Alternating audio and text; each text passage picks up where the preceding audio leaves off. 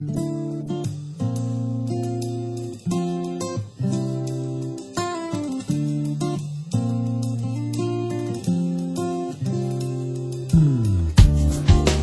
ce matin vous raconter l'histoire de deux personnages, une femme et son mari, qui vivaient dans un petit village abandonné, loin de la ville, et qui finalement ne s'entendaient jamais très très bien.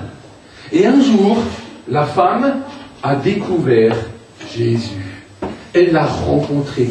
Elle a découvert combien il était merveilleux. Elle a découvert que Jésus avait pardonné ses péchés. Elle a découvert que chaque fois qu'elle avait dit non à Dieu, eh bien Jésus avait, par son sacrifice, pardonné ses péchés. Et elle avait reçu Jésus de tout son cœur. Sa vie ressemblait à un smiley qui rigole. Elle aimait dire oui à Jésus. Par contre, chaque fois qu'elle rentrait à la maison, son mari était fâché.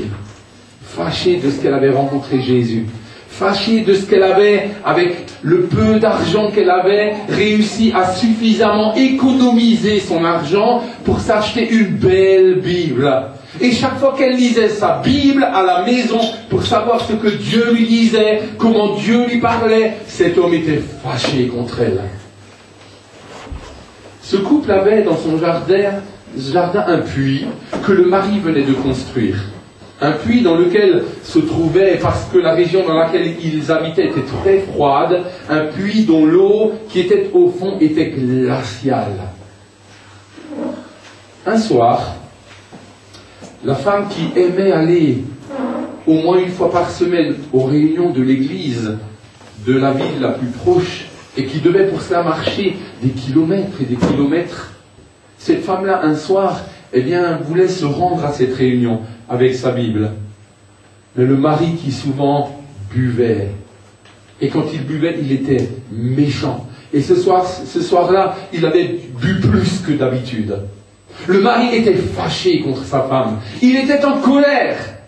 Une colère noire. Alors il a dit à sa femme, tu n'iras pas à cette réunion. Elle, désirant y aller, parce qu'elle savait très bien que tout ce qui s'y disait était tellement beau, et elle avait tellement besoin encore d'apprendre de Dieu, d'apprendre qui il était, d'apprendre à le connaître. Elle se réjouissait avec tous ceux qui croyaient en Jésus.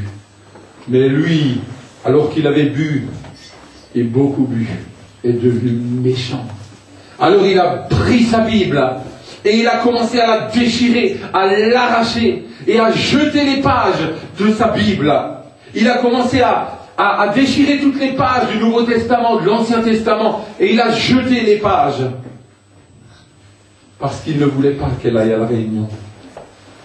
La femme a commencé à pleurer, mais elle a résisté, et malgré cela, elle dit à son mari, j'irai quand même à la réunion, je m'y rendrai, et elle s'y est rendue, elle est partie. Entre-temps, alors qu'elle était à la réunion, l'homme alcoolique qui continue à boire est allé auprès de son puits. Et alors qu'il était très tard, sa femme rentre de la réunion. Et alors qu'elle s'approche de la maison, elle entend un cri, au secours, au secours, au secours, sauve-moi, au secours, viens me sauver. Personne ne pouvait les entendre. Le village était éloigné. Le mari était tombé dans le puits et criait de toutes ses forces. Et alors qu'il voyait les pas de sa femme s'approcher, qu'il les entendait s'approcher, il criait encore plus fort, au secours, sauve-moi, j'ai besoin de toi, sauve-moi, je suis dans le puits, je vais mourir, l'eau est glacée, je vais mourir, ça fait quelques heures que je suis dans le puits, j'ai besoin de toi. Alors sa femme s'approche, et elle regarde au fond du puits, elle voit son mari, elle le voit en train de perdre ses forces, de s'enfoncer dans l'eau. Au secours, sauve-moi, s'il te plaît, sauve-moi. Alors elle le regarde et elle lui dit, mais toi, m'as-tu fait du bien depuis ces années où tu bois, où tu me frappes, où tu me bats? Plus fort encore, depuis que j'appartiens à Jésus. Plus fort encore, depuis que je lis la Bible. Ce soir encore, il y a quelques heures, tu as déchiré ma Bible, tu l'as jetée. Tu ne mérites pas que je te sauve.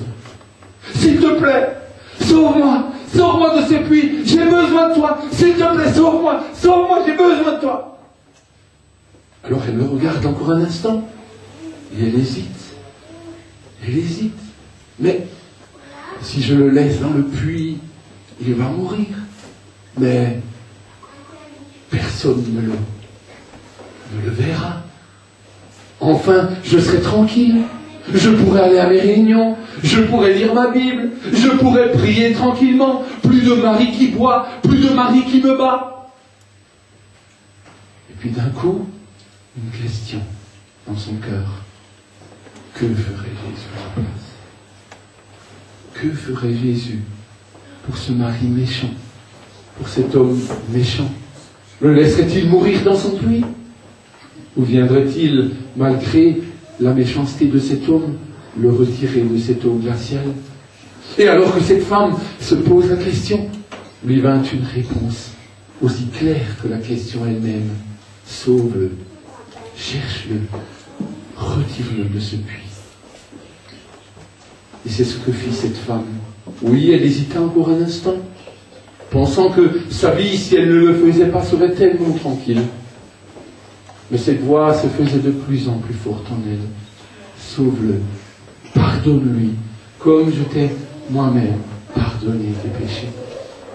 Et alors cette femme l'a retiré du puits, lui lançant le seau, lui s'accrochant comme il le pouvait, et avec ses dernières forces, se retirant de ce puits et de cette eau glaciale. L'histoire ne nous dit pas si cet homme, plus tard, a été touché par Dieu. Mais en tout cas, certainement, fut-il touché par la réaction de cette femme qui voulait tellement ressembler à Jésus, en lui pardonnant et en le sauvant malgré le mal qu'il lui avait fait.